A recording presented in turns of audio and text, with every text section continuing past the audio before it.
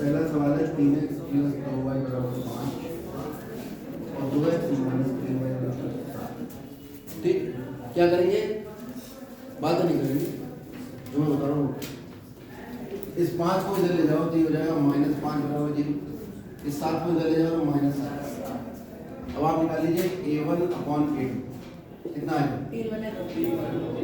b1/b2 और c1/c2 साफ साफ पता लग रहा है कि a1/a2 बराबर नहीं है किसके? क्योंकि 3/2 है और 2/3 है। तो अगर ये बराबर नहीं है कैसा होगा? प्रतिच्छेदी निकाय होंगे। कितने हल होंगे? केवल एक हल होगा। और निकाय कैसा होगा? पता है? निकाय संगत कर लेंगे बाकी पार्ट इसका। अगर समांतर आएंगे रेखाएं या कोई हल नहीं आएगा तो असंगत, और बाकी दोनों केसों में संगत। बस नहीं। चौथा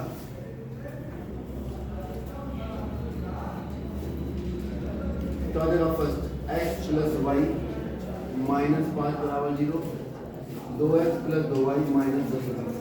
इसने बराबर 5 दिया था, मैं 5 इधर लिख के आपको बता।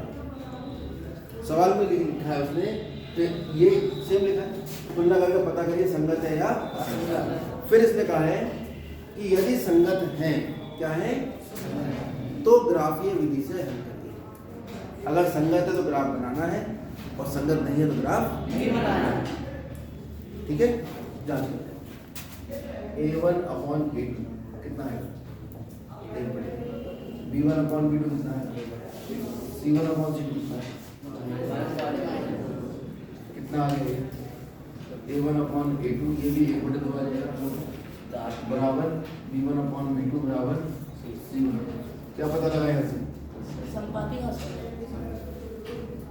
रेखाएं बस बताओ, रेखाएं कैसा होगा? संगत होगा, संगत। क्योंकि रेखाएं कैसी होंगी यहाँ पर? संपाती होंगी, तीनों बराबर है इसलिए संपाती होंगी। संपाती है यानी एक दूसरे को काट रही है। रेखाएं कैसा हो गया? संगत। इसने कहा अगर संगत है तो ग्राफीय रूप से हल करो। ग्राफीय रूप से हल करने में क्या करना पड़ता है? हमें ग्राफ बनाना पड़ता है। या तो हमारे पास ग्राफ पेपर हो, या हम दो लंबवत रेखाएं खींच लेंगे बराबर दिशाओं दूरी पर, निशान लगा लेंगे पैमाने से 1-1 सेंटीमीटर पे। ठीक है, यहाँ रखेंगे पैमाने को, और उसके मान लो यहाँ पे 6 आ रहा है तो 7 वाले पे, 8 वाले पे, 9 वाले पे, और इधर 5 वाला, 4 वाला, 3 वाला, 2 वाला, ये पैमाने को ऊपर रखेंगे, बीच में रख लेंगे 5 को, तो 4 3 2 1, और ये 1 2 3 4 5, 1 2 3 4, -1 -2 -3 -4, -1 -2 -3। ठीक, क्या करवा है? अब हम इसे इन समीकरणों को हल करके यहाँ लगाना। पहले समीकरण लिख लेंगे x प्लस वाई माइनस 5 बराबर, तो हम चाहें तो इसको ऐसे लिख सकते हैं x प्लस वाई बराबर 5, क्योंकि समीकरण में इसी रूप में थे। फटाफट इसके नीचे डिब्बा बना, जहाँ दिमाग लगाने की जरूरत नहीं। एक्स वाई, एक बार x का मान 0 रखेंगे और एक बार जब x का मान 0 रखोगे तो y का कितना आएगा? 5, और y का 0 रखोगे तो x का कितना आ जाएगा?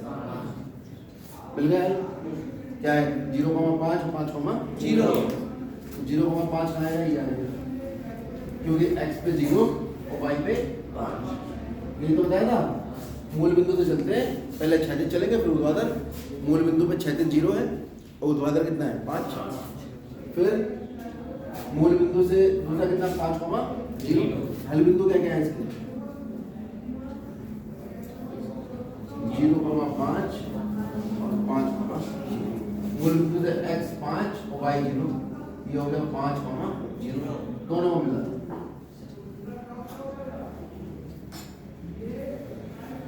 कौन सा समीकरण आ गया? x plus y। दूसरा क्या है? 2x प्लस 2y बराबर 10। फिर बना लो, x को 0 रखो, y कितना आ जाएगा? 0 रखोगे तो कितना आ गया? 2y बराबर 10, y बराबर कितना है? y को 0 रखो तो x बराबर कितना आ गया? 5। तो यही आ गया। ठीक है, दूसरी रेखा भी यही आएगी। और समीकरण क्या होगा इसका 2x प्लस 2y बराबर 10। तो आपने एक चीज यहाँ नोट कर ली कि जब रेखाएं संपाती हैं तो जो समीकरण दिए उसको किसी एक संख्या से गुणा किया गया है। यहाँ किससे गुणा किया? 2 से। अगर 3 से करते 3x प्लस 3y बराबर 15, वो भी है। 4 से करते 4x प्लस 4y बराबर 20, वो भी है। भाग करोगे पूरे समीकरण को 2 से भाग कर दो, x प्लस y बराबर 5, ये बन जाएगा। इसका मतलब ऐसी समीकरण है जिसमें पहले समीकरण के सभी पदों को किसी एक संख्या से गुणा करके दूसरी समीकरण प्राप्त हो रही है, या एक समीकरण को किसी एक संख्या से भाग करके दूसरी समीकरण प्राप्त हो रही है। तो ऐसी समीकरणें कैसी होती हैं? संपाती होती हैं। और कितने हल होते हैं उसके? अनंत हल होते हैं। ऑब्जेक्टिव में तो ये देखते ही पता लग जाए। समझ आ गया? नोट करिए, तो ग्राफ बनाने में समय लगेगा।